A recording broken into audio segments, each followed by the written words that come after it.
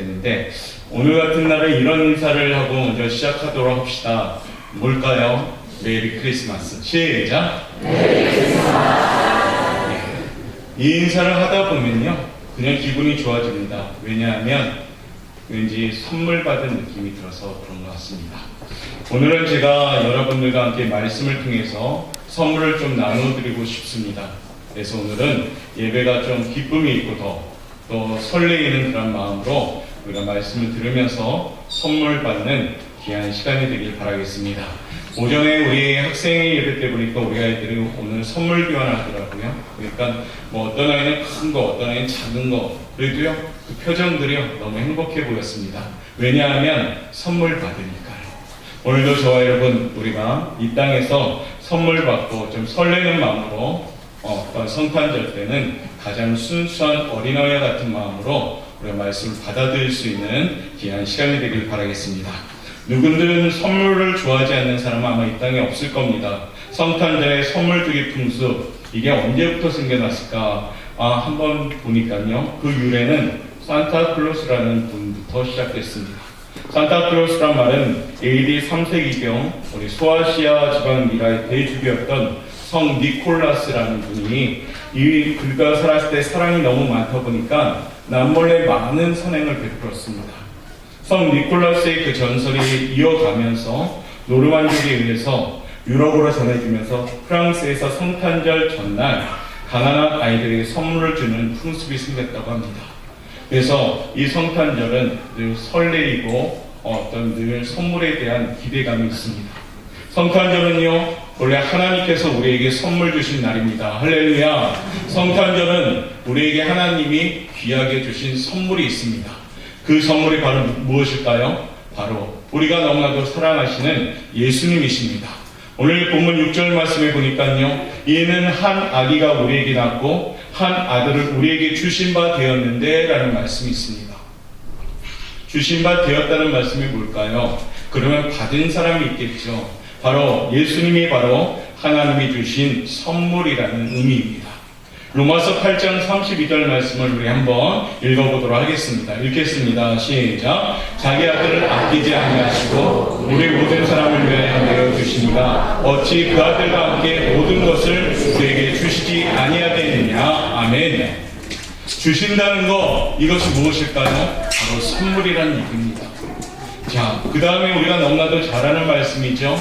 요한복음 3장 16절 말씀, 우리 가슴 깊이 새기면서 한번 또 읽어보도록 하겠습니다. 읽겠습니다. 하나님이 세상을 이처럼 사랑하사 독생자를 주셨으니 이는 그를 믿는 자마다 멸망하지 않고 영생을 얻게 하려 하심이라. 할렐루야. 무슨 말씀이에요? 우리 하나님이 독생자를 주신 날, 이 날이 성탄절입니다. 성탄절에 주신 하나님의 선물, 과연 무엇일까요? 예수님이시죠. 오늘 본문을 통해서 예수님의 4가지 이름이 나오는데 그 4가지가 오늘 저와 여러분이 받아갈 선물인 줄 믿습니다. 이 아침 말씀을 통하여 풍성한 선물 받으실 수 있는 그런 준비가 있는 기쁨의 성도들 되시길 바랍니다. 첫 번째는 어떤 선물일까요? 6절 말씀에 이러한 이름이 나옵니다. 그의 이름은 기묘자라라고요.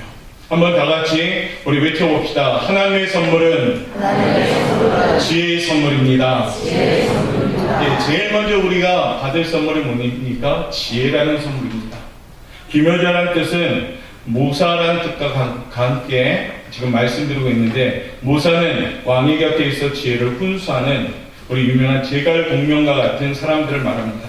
그러므로 이 말은요, 다른 의미에서 놀라운 상담자라는 의미도 있습니다.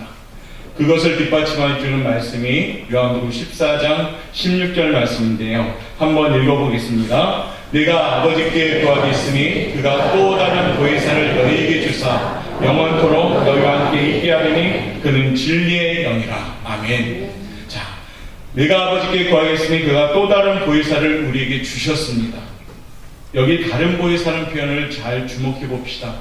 성령이신데 다른 보혜사라는 말씀 속에 원래 보혜사가 예수님이라는 뜻도 포함되어 있습니다. 예수님도 보혜사이고 우리 성령님도 보혜사입니다. 보혜사라는 의미는 무엇일까요? 우리를 도와주시는 분, 우리를 변호해 주시는 분, 우리를 지켜주시고 늘 상담해 주시는 분의 의미를 갖고 있습니다. 그러니까 예수님은요, 이 땅에 오셔서 우리의 상담자가 되시고 우리를 변호해 주시고 우리를 보호하시는 그런 분으로 이 땅에 오셨습니다. 우리 곁에서 늘 우리를 지혜로 지식으로 여러 가지로 돕는 분을 바로 오늘 기묘자라는 말을 하는 것입니다. 우리에게 가장 부족한 것이 무엇일까요? 여러분 살아갈 때 부족한 것이 무엇일까요? 물론 물질도 부족한 듯 하지만 이것이 부족하면 절대 안 되지요. 그것은 뭡니까? 지혜라고 합니다.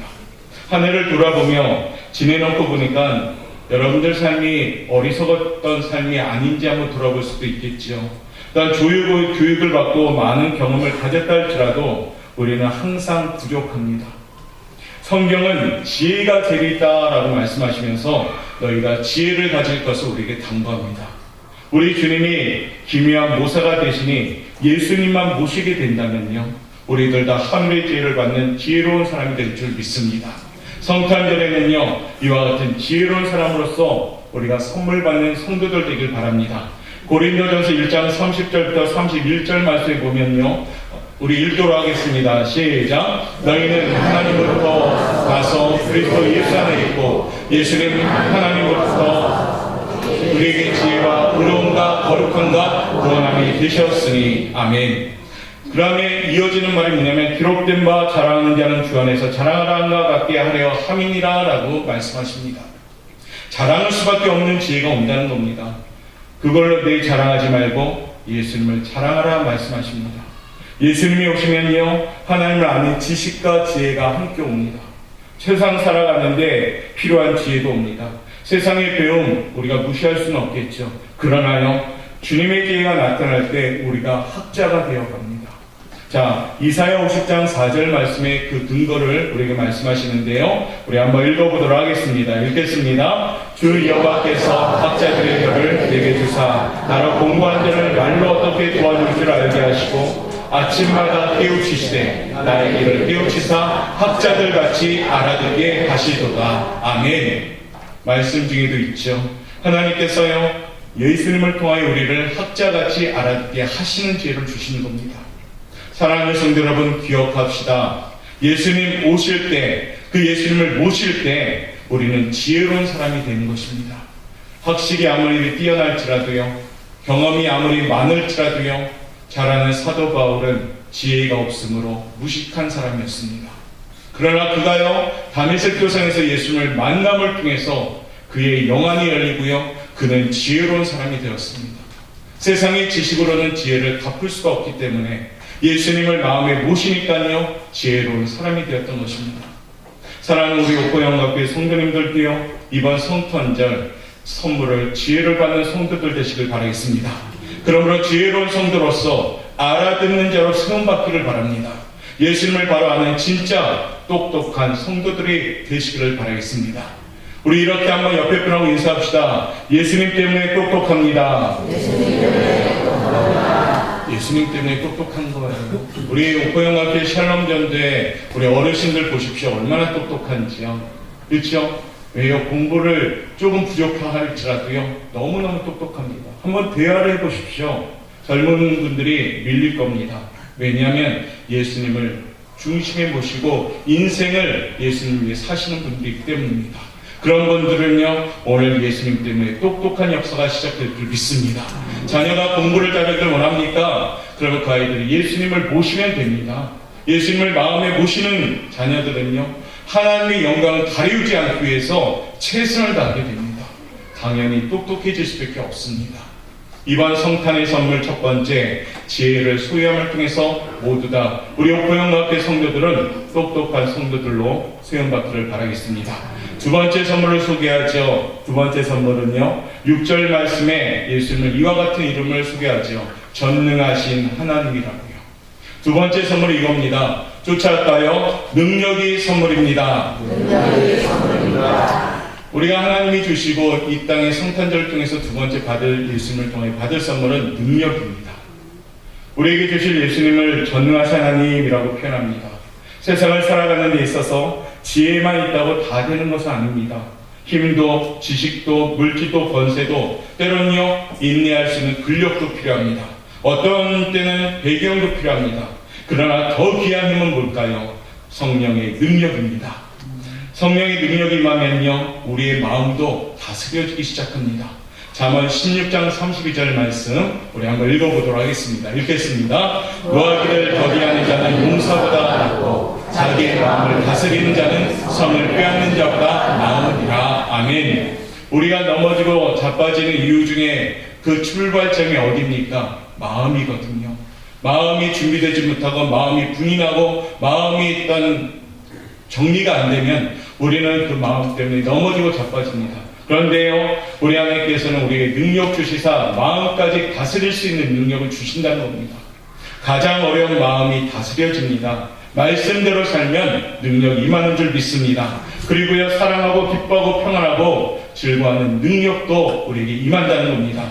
마가복음 16장 17절부터 18절 말씀에 보면 아주 신기한 내용들이 나오는데요, 읽어보도록 하겠습니다. 믿는 자들에게는 이런 표적이 따르리니 곧 그들이 내 이름으로 귀신을 쫓아내며 새 방언을 말하며 뱀을 집어올리며 무슨 독을 마실지라도 해를 받지 아니하며 병든 사람에게 손을 얹은즉 나으리라 하시더라. 아멘. 기적을 행하는 능력도 임하는 줄 믿습니다. 꿈도 꾸고요, 환상도 보고요, 예언하는 능력도 임합니다. 죄와 사망의 권세를 이기고 흑암에서 광명으로, 지옥에서 천국으로, 사망에서 생명으로 바뀌게 되는 것입니다. 여러분, 힘이 없으니까, 의지가 없으니까 하나님의 선물인 예수님이 함께 하신다면 능력이 생기는 줄 믿습니다. 그러므로 내가 아니라요, 내 안에 계시는 예수님의 능력으로 아버지의 뜻 안에서 우리는 불가능이 없는 것입니다. 예수님만 계시다면 우리는 못할 것이 없습니다. 믿으시면 아멘. 빌립보서 4장 13절은 우리에게 이와 같이 증언하십니다. 읽겠습니다. 내게 능력 주시는 자 안에서 할렐루야. 내게 능력 주시는 자 안에서 내가 모든 것을 할 수 있습니다. 반대로 얘기할까요? 능력 주시는 자 밖에 있다면 모든 것을 할 수 없는 연약한 존재가 됩니다. 아무리 뛰어나게 준비하였을지라도, 인간의 정말 모든 계획이 이젠 됐어 할지라도요, 그것이 능력 주님 안에 있지 않는다면 우리는 허물어지고 자빠집니다. 마가복음 9장 23절은 이것을 더 뒷받침하는 말씀이 나오는데요, 한번 읽어보도록 하겠습니다. 시작. 믿는 자에게는 능히 하지 못한 일이 없느니라 하시니. 할렐루야. 믿음을 가진 성도들, 자기가 믿음이 있다 생각하면 아멘으로 화답하십시오. 할렐루야. 그럼 말씀이 뭐라고 되어 있습니까? 믿는 자에게는 능히 하지 못할 일이 없느니라. 우리는 약하고 때로는 미련합니다. 때로는 고집불통입니다. 그러나요, 성탄절은 내 안에 사느니 예수님 뿐입니다. 이 고백이 우리의 고백이 되셔야 됩니다. 성탄절 전날 귀한 주님의 날에 오늘 저와 여러분을 능력의 역사로 만들어주시는 주님을 맞이하시길 바라겠습니다. 능력 선물 받기를 주님의 이름으로 축복합니다. 능력을 헬라어로 뭐라고 합니까? 되게 세련된 언어입니다. 두나미스. 그렇죠? 멋있죠? 우리 한번 외쳐볼까요? 시작! 이 능력을 갖고 세상을 이기십시오. 여러분, 우리는 약하고 미련하고 고집스럽습니다. 그러나요, 내 안에 예수님의 능력만 있다면 모든 것을 할 수 있을 줄 믿습니다. 아멘. 성탄절 이 두 번째 선물, 능력받아 날마다 삶 속에서 승리할 수 있는 우리 성도들 되시기를 축복합니다. 아멘. 세 번째 선물을 소개할까요? 그것은 영존하신 아버지입니다. 다른 말로 이렇게 표현하죠. 선물은 사랑이거든요. 우리 한번 외쳐볼까요? 하나님의 선물은 사랑입니다. 하나님의 선물은 사랑입니다. 하나님은 세 번째 성탄절 통해서 우리에게 사랑을 선물로 주십니다. 이 말씀은 예수님을 영접할 때 우리를 향한 하나님의 사랑, 책임이 영원히 끊어지지 않는다는 뜻입니다. 구약 성도들은요, 늘 하나님의 날개 그늘 아래를 사모했습니다. 날개 그늘 아래는 하나님이 거하시는 사랑의 품 안이었습니다. 그런데 왜 성자 예수님을 영존하시는 아버지라 이렇게 표현했을까요? 그것은 예수님을 영접할 때 진정한 아버지의 사랑을 경험할 수 있기 때문입니다. 예수님 아니고는 하나님을 만날 수 없기 때문입니다. 예수님께서는 이와 같이 말씀하십니다. 나를 본 자는 아버지를 보았느니라. 아멘. 이 말씀을 한번 읽어보도록 하겠습니다. 요한복음 14장 9절부터 11절까지 내용인데요, 읽겠습니다. 예수께서 이르시되 빌립아 내가 이렇게 오래 너희와 함께 있으되 내가 나를 알지 못하느냐 나를 본 자는 아버지를 보았거늘 어찌하여 아버지를 보이라 하느냐 내가 아버지 안에 거하고 아버지는 내 안에 계신 것을 너희가 믿지 아니하느냐 내가 너희에게 이르는 말은 스스로 하는 것이 아니라 아버지께서 내 안에 계셔서 그 일을 하시는 것이라 내가 아버지 안에 거하고 아버지께서 내 안에 계심을 믿으라 그렇지 못하겠거든 행하는 그 일로 말미암아 나를 믿으라. 아멘. 예수님을 만나야 아버지 하나님을 만난 줄 믿습니다. 아들이 있는 자는 아버지도 계시지만 아들이 없으면 아버지도 없습니다. 예수 안에 아버지의 사랑이 있기 때문입니다. 아버지께서 우리에게 주신 모든 것이 다 예수 안에 있습니다. 예수님은요 마치 창고와 같습니다. 예수님을 잘 섬기면요 하나님이 주신 복이 넝쿨치 우리에게 굴러 들어온 줄 믿습니다. 그러므로 이 아침에 우리의 모습이 예수님을 인정하며 그분을 따른 믿음의 성도님들 되시길 바라겠습니다. 요한복음 14장 6절 말씀 우리 한번 잘 아는 말씀인데 읽어보도록 하겠습니다. 예수께서 이르시되 나로 말미암지 않고는 아버지께로 올 자가 없느니라. 아멘. 여기서 중요한 것이 무엇일까요? 나로 말미암지 않고는 아버지께로 올 자가 없느니라. 예수님 말고는 하나님께 갈 방법이 없다라는 얘기입니다. 예수님만이 우리의 길인 줄 믿습니다. 예수님만이 우리의 진리인 줄 믿습니다. 예수님만이 우리의 살 길임을 믿습니다. 귀한 날 주님을 믿고 하나님께 나아가는 성도들로서 복된 줄 되시기 바랍니다. 하나님의 선물 귀한 사랑으로 가득한 행복한 성탄절 맞이하면서 귀하고도 행복한 우리 영광교회 성도님들 되시기를 주님의 이름으로 축복합니다. 마지막 네 번째 선물입니다. 저는 이 선물이 너무 좋은 것 같습니다. 한번 외칠까요? 하나님의 선물은 평강입니다. 평강의 뜻은 뭐냐면 평안과 육신의 강건함입니다. 아기 예수님 탄생하실 때 하늘의 천군과 천사들의 찬양이 그것이었습니다. 천사들이 이렇게 크게 찬양했지요. 우리 한번 외쳐볼까요? 누가복음 2장 14절 말씀 읽겠습니다. 시작. 땅에서는 하나님이 기뻐하신 사람들 중에 평화로다 하니라. 아멘. 하늘의 영광, 땅에는 평화입니다. 예수님께서요 요한복음 14장 27절을 통해서 우리에게 이와 같은 너무 귀한 선물을 주십니다. 한번 읽어보도록 합니다. 평안을 너희에게 끼치노니 곧 나의 평안을 너희에게 주노라. 내가 너희에게 주는 것은 세상이 주는 것과 같지 아니하니라. 너희는 마음에 근심하지도 말고 두려워하지도 말라. 아멘. 예수님만 계시면 근심도 말고 두려움도 말고 염려도 말라 하십니다. 바로 행복함을 주시는 분은 예수님이시기 때문입니다. 내내 우리 옥고영 나우교회 성도님들이요 행복하기를 바라는 의미에서 행복한 교회, 행복한 성도가 되게 하옵소서라고 축복의 말씀을 정했습니다.